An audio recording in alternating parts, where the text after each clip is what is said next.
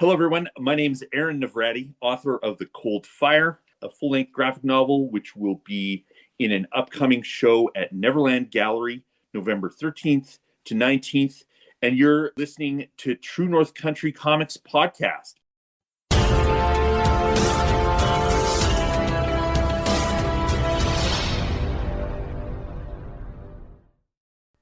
Welcome to the True North Country Comics Podcast, dedicated to promote Canadian comic book and graphic novel creators and supporters. I'm John Swinimer.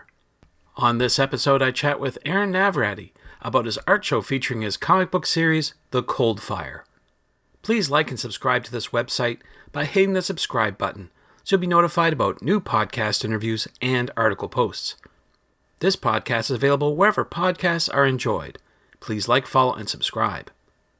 Aaron Navrady is based in Calgary, Alberta. Aaron graduated from the Alberta College of Art and Design, now AUarts, in 2002. He's created short stories for Renegade Arts Entertainment, Nelson Education, BionX, BeatRoute magazine, and Top Shelf 2.0, along with a plethora of other art projects. Aaron is a proud member of Panel One and former art director of the Panel One Comic Creator Festival. His latest project is The Cold Fire, which will be showcased in an art show from November 13th to 19th at NVRLND Boutique in Calgary, Alberta. The Cold Fire is a medieval epic about a Norman Crusader tasked with pursuing heretics across the frozen Alps during the Albigensian Crusade. The pages were created using ink, watercolour, and gouache to depict a ragtag cast of knights, squires, peasants, and priests slogging their way through the harsh, snowy environment of the French Alps during the Middle Ages. So, without further ado, here's my chat with Aaron Navrady about his art show featuring his comic book series, The Cold Fire. So, Aaron Navrady, thank you very much for taking time to chat with me. Thank you. Now, I appreciate your time. I would like to ask you a whole bunch of questions, but before we get going, I would like to know, what are you reading today? Oh, that is a great question. So, I've recently actually gotten into those little DC minis. I can't remember what they're called, the compact books. I just got through New Frontier as well as Kingdom Come, books I'd never picked up, as well as Catwoman. Darwin Cook, who illustrated those. Ed Brubaker was a writer on some of those. Kingdom Come was, I think, it was Alex Ross. So actually, the mini is kind of tough with Alex Ross because it's all about his art. And so I'm probably going to go back and get a larger version. I don't read a lot of DC. I also have picked up DC Universe by Mike Mignola. So I've just been kind of catching up on a lot of that stuff. That's been my main. In terms of literature, let's see, I just finished Walter Mosley, the fourth installment of his Leonard McGill series called... something I Shot My Man. I can't remember. Anyway, it's Walter Mosley, great noir crime writer. That's what I've read at the moment that I can recall, yeah. Nice. Yeah, you mentioned those DC smaller editions, and as great as they are in introducing to new audiences or people trying to catch up, it does limit the scope of the artwork. So certainly for Alex Ross, you definitely want a bigger size. But I was just going to mention very quickly about Darwin Cook's DC book, The New Frontier. I was at Word on the Street and talking to the group of 7 comic creators, and along comes Jay Bone, and I had no clue that he actually worked on that book. Someone had to nudge me and go, "Hey, that's a guy that worked with Cook on that," and I go, "Wow!" So Darwin Cook is a great artist, and certainly Jay Bone helped a lot on that. Yeah, Cook's art kind of does work with the minis a little more, just because of just his style, the way it looks, and it's sort of. I have some of his Parker books too, and they're smaller format. That's wild though. His art is definitely it carries the book. It's just really iconic, and it fits with that kind of historical context. Absolutely. For sure. Now, we last met at the Toronto Comic Arts Festival this past summer. So I got to catch up and ask you, how was that experience for you? Wow. That show was it was gonzo. It was bonkers. It was great. It was possibly my best show. Even after, there was that leak in the roof, which I hope they don't mind me bringing up, but, it's as if that whole thing happened, and then, the water came out of the roof because I guess the ice rink is on the ceiling and or on the top floor. And then they cleared it out, and it's like no one was even phased. It was gangbusters. The crowds were great. I sold out of so much. A couple of chapters were sold out, and I ended up having to follow up with, mailing some stuff out. I met a lot of great people, great artists. I mean, I got pulled off the waiting list, so it was a privilege just to go and then to have it like just be such a wild show. It was, yeah. Good. And at the Gardens, it's a little. I've never seen that building before, so that was interesting too. Like it was, it was great to run into you as well. I was like just all around excellent. Yeah, it was a great event. And that was our first time there in that venue doing TCAF. And that was my first time back in the garden since my dad took me as a kid. So lots of good memories there, that's for sure. But I'm glad it turned out good for you, that's for sure. And I read recently a press release issued about an art exhibit that you have going on. I want to talk a little bit about that. What can you say about that? Wow. I've literally last week finished Coldfire after, God forbid, I'm going to be honest. And it was a 15-year project. I was publishing a chapter a year, and I was working in ink and watercolor with some gouache as well. It's medieval epic, and I had been I just use a quill pen and then like a watercolor paint, and then the gouache I use for like the snow mostly, but also corrections. And so I ended up with finished pages of just original art, and I'm just trying to think, like, there was a couple of artists in Calgary. They're more fine artists who suggested, maybe you should make a show like with these pages. And I'd done some traveling. I've been to some galleries around places like my sister lives in the Netherlands. So I'm always going there, and we're always going to the great galleries that are there. I remember going to it's the Comics Museum I think it's in Brussels. And there, too, they have a lot of framed pages. And, of course, we have here in Calgary, we have NVRLND Gallery. And they've always had very interesting shows there. It's a sort of it's a unique gallery. It's kind of more at the ground floor level in terms of the art, the accessibility for artists. It is a rental, but it just, to mark the finishing of the book, and just to make use of these pages that I had, and also just to give the public just a glimpse into the process or the work before printing, before a little bit of Photoshop touch up and that sort of thing. It was an opportunity, and in some ways it's also a way of giving back to the community in terms of, hey, here's a show of what I've been working on. And it's something I hope to do for every book that I finish, because it's another way of looking at the work. I was just talking to Chris Duker from Geek Nerd Net last night and talking about, like, it is in part the theater of the gallery. An example would be like the theater of medicine, where, like, when you go to the doctor, they have a coat on or they're dressed for work and you're being tended to. And it's a different way of experiencing the work. In some ways, it can bring people closer to the work.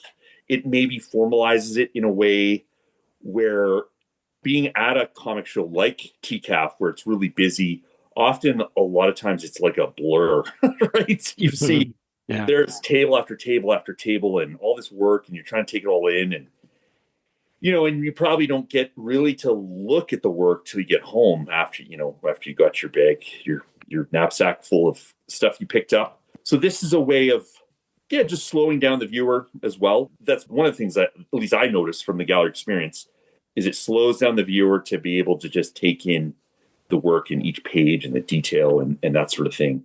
That's a long-winded answer, but those are all the ways that I felt like having a gallery show made sense. Sure. Before we continue, for those not familiar with the Coldfire, how would you describe the story to someone? It is a medieval epic about a Norman Crusader who joins a company of knights who are tasked with pursuing heretics across the frozen Alps as they flee the Albigensian Crusade in the south of France in the 13th century. It's historical fiction. It's set during the Albigensian Crusade. It was a military campaign that was conducted on behalf of the church to deal with, I guess you could say, perceived or an instance of heresy that was found within the region of southern France around the city of Toulouse. and it explores the themes of authenticity in religion and religious expression. It's done in ink and watercolor, and I've been self-publishing it. Like I say, the project was started around 2010. Ah, right. Is this art exhibit essentially announcing the launch of the Coldfire graphic novel? Well, the book is now finished, so it is an announcement, although getting all the different pieces to line up has been a bit of a challenge. The actual publication of a finished product is not quite there yet. That's still a conversation. There's nothing that's been laid in stone. So there's nothing I can announce just yet in terms of a finished book. In terms of booking the gallery, I needed to just make sure I had an advance booking. I tried to target the best time that would give me enough time to finish the book and etc. It's lined up with literally the finishing of the story and the last chapter published, which will be available at the show. And so in essence, the graphic novel is finished. However, the compiling of a single book has not yet taken place. And I have no news on that front at the moment, but it's still an important marker, and I'm still happy to celebrate finishing for sure. Sure. Well, all in good time. I wanted to ask you, though, from a practical standpoint, what's involved in putting together an art exhibit? I mean, are you responsible for everything, or did the venue assist, or are they assisting in any way? Yeah, it is. Well, it's essentially mainly for people who are thinking of putting on a show. With Neverland, it's a rental. It's called NVRLND Boutique. The facility is designed to host art exhibits of all different kinds, creative projects.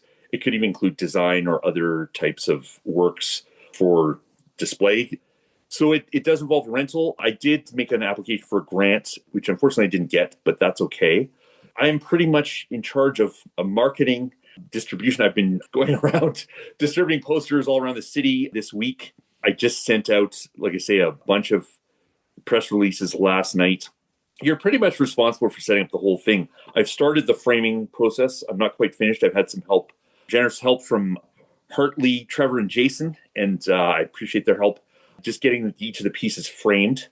It does involve visits to IKEA to find some frames for the show. Normally, you'll also have artists who do have gallery representation, in which the gallery takes on a lot of the work around framing and presentation. But in my case, it is literally pretty much on me to either do the work myself or get the volunteers. But, it's been an excellent learning process in terms of writing the grant, in terms of writing the press release, in terms of, like you say, setting up the show.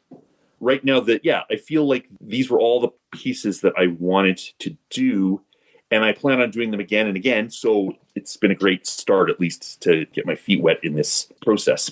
Sure. You mentioned putting artwork in frames. Did you blow up any of your pages? I mean, typically, I presume they're 8 by 11 in size, roughly. Did you have to blow up any to fit in the studio? So my pages, I actually produce. The finished art is itself would be 18 by 12 and 3/4. That's the art. And then the page watercolor blocks I use, it's a Canson Moval wood pulp block. That is a 15 by 20 block. And so I use a Higgins Black Magic ink on that, as well as, M. Graham watercolors. And so I work really big, partly because, I'd like to get a little bit of extra detail into each of the frames. And then when you shrink it, some of the little, nicks and scratches and things get they kind of disappear when you shrink it down into the page. The books that I produce are 6 by 9, so they're somewhat smaller on the smaller scale, but I found that combination worked. So that there's nothing really in terms of expanding the pages. It's more that the pages are already, like I say, a 15 by 20 paper. So that's another reason just they display really well at that size. And so I'm pretty stoked for people to sort of see, like I say, those original pages in and all of my gouache corrections. Yeah. Well, it's going to be something to see. Not too many people get to see that these days because everything's gone digital. So it's a nice thing to actually see like a physical piece of artwork. And I think that'll be something for attendees to really enjoy. So I got to ask this question. Now that you finished the book or the final chapter, is this the conclusion of the Coldfire, or will there be more? Ooh, That is a fantastic question. This is the conclusion of this book, of this story for sure. I have been working on this along with a day job for 15 years. I am just going to take a little hiatus from medieval work just to take a breather and like a bit of muscle recovery in a way to just focus on some other little projects. I've got a book illustration project with Rick Overwater that's just around the corner after I finish the show. And again, I haven't finished the discussion on a full-length book, but those announcements will come as they are ready. So yeah, I do kind of plan on taking a bit of a break from larger scale projects just because in part I didn't really know what I was getting myself into when I started the project. I just thought, oh, I want to make a book. And so I'm going to probably work on some 4-pagers and sort of work on technique and different mediums. I've just started to break more into actual gouache painting. So that's sort of something that I'm excited to explore, as well as just looking at perhaps some other genres, just to take a mental break. There are some ideas down the road, though, for Gaspard, the main character. And so I partly want to let those percolate as well, just to sort of collect ideas and let the story start to sort of manifest itself. Keep little separate journals with different story ideas. They're just little cheap scribble pads, and I just drop in ideas when they hit me. I just get out, scribble the idea down, and put it away again, so that then I can collect over time all these different ideas. There'll come a point where it's ready to then perhaps produce a full-length book. But I like to keep multiple books on hand so I can also then sort of see where am I at, in the year or in publishing. And, is this the story I'm ready to do, or is this the story? And so that's the next step, or the next year sort of thing. Very good. Well, I got to ask you then, with all the plans that are, around the corner, are you planning for any events for 2026? Will you be back at TCAF or maybe even VanCAF next year? Yeah. Oh, it's been so busy. I will be definitely applying to both of those shows. I have a table at the Calgary Comic and Entertainment Expo. I will be applying for Panel 1 Comic Creator Festival as well. I think, I can't remember if I applied to Montreal, the FBDM, but yeah, I will hopefully be getting out across the country as best as I can, like I say, with the finished chapters. And as much as possible, every year you put some applications out and see what comes back. But I'm certainly, like I say, TCAF, VanCAF, FBDM, and Panel 1 will all be ones to be applying to for sure. Good. So with everything you have on the go today and in the future, where should people go online to find out more about you and the art exhibit? My main site is Aaron Navrady, oneword.com. AaronNavrady.com. That is my landing page. It has all of my links to the Coldfire and then to Instagram and Blue Sky. So if you go there, you can also just look up my full name on either Instagram or Blue Sky, and you'll find my pages there. And yeah, and of course, if anyone needs any information, they can just email me at work@aaronnavrady.com. Great. Well, Aaron, those are all the questions I have for you, but I'm wondering, is there something I didn't ask that you'd like to get across in this interview? I think we are in an interesting time for indie comics for sure. And I think that we just need to continue to focus on craft and good storytelling. That is what's going to carry us through going forward. People need to keep putting out good books and focusing on putting out solid work. At the moment, that's kind of all I can think of. And it might be because I'm also just really tired from getting everything ready for this show.